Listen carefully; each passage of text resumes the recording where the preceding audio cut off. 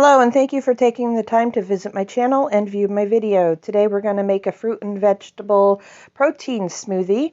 I'm gathering all sorts of fruit here. This is mostly from Walmart in the frozen section. You can buy these bags for anywhere between $2 and $4 a piece.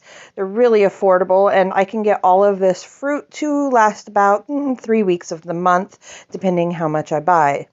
Before you start preparing your fruit and vegetables, make sure they are completely frozen and bang the bags together to make sure that the fruits and vegetables aren't sticking together. It doesn't matter what order you put them in a bowl or a large pan, something that it'll all fit into, as long as it all fits in there and we can get it mixed up fairly thoroughly. Sometimes it is more affordable to buy your fruits and vegetables fresh rather than frozen, and then taking a few extra minutes to prepare them yourself. Walmart has these bags of pre-frozen mixed fruits and vegetables for smoothies, and I love them. They are delicious, but they do cost a little bit more for being just over a serving. I have noticed that the only way I am able to consume kale is in my smoothies. You can't even taste it with the other fruit in there. But just make sure that you are using a blender or blade that can thoroughly chop it up, because it can stick to some blades. I have the most difficult time with the spinach sticking together, so give that one a really good pounding on the counter. My bowls weren't big enough, so I divided it between two, and I'm just gently stirring and mixing everything together. Evenly divide your fruits and vegetables in layers in a bowl if that makes it easier for you to mix. I would not recommend using grapes or watermelon. And try to keep a variety of fruits, because you don't want your smoothies to be packed full of sugar. I have never actually taken the time to figure out the nutritional facts of these smoothies, but I have been drinking them every day for the past couple of years, and I absolutely love them. Now it's time for a little cleanup before we move on to the next step. Right here I'm just filling a bowl with these coconut water cubes. I buy 1 can of coconut water with pulp, and it is enough to fill up the trays of 2 ice cube trays. After they are frozen, I transfer them to an empty and clean protein powder container to store in the freezer. Here I am mixing 1 cup of cold water with 3/4 teaspoon of citric acid. I'm doing this for the apples that I'm about to cut up so that they do not go brown as I am cutting them, as apples do tend to go brown very quickly. I'm removing the cores of the apples. It makes it much easier to chop them up. After the cores have been removed, I'm cutting them up into bite-sized pieces that are easy to freeze and blend after they have been frozen. Some variety of apples can tend to get a little bit mealy after they've been frozen, so I like to keep the pieces small for that reason as well.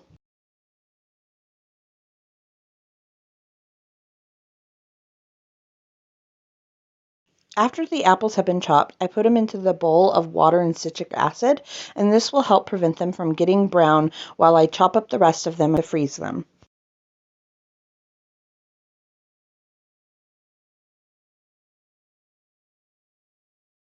Apples are the only thing that needs to go into that water because of how fast they do brown.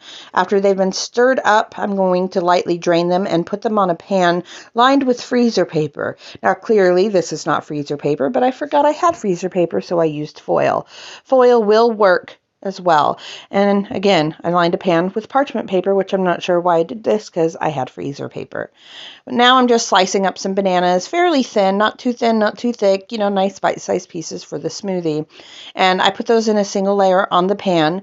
The bananas are probably the most time-consuming when preparing them fresh, but they just cost so much frozen.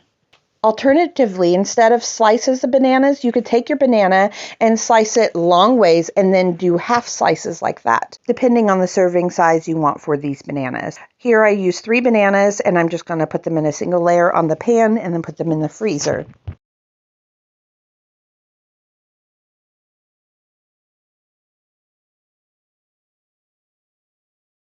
After the bananas, you're going to see a quick photo of some clementines and zucchini that I completely forgot I was adding to the smoothie.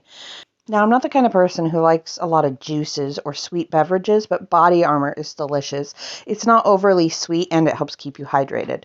And yogurt, I used to use Greek yogurt, but that's just so fatty. So now I'm using low-fat yogurt.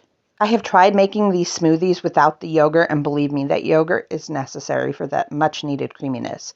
And if you missed that, I just popped in 2 frozen coconut cubes, and now I'm adding about 1.5 cups of frozen fruit and vegetable mix.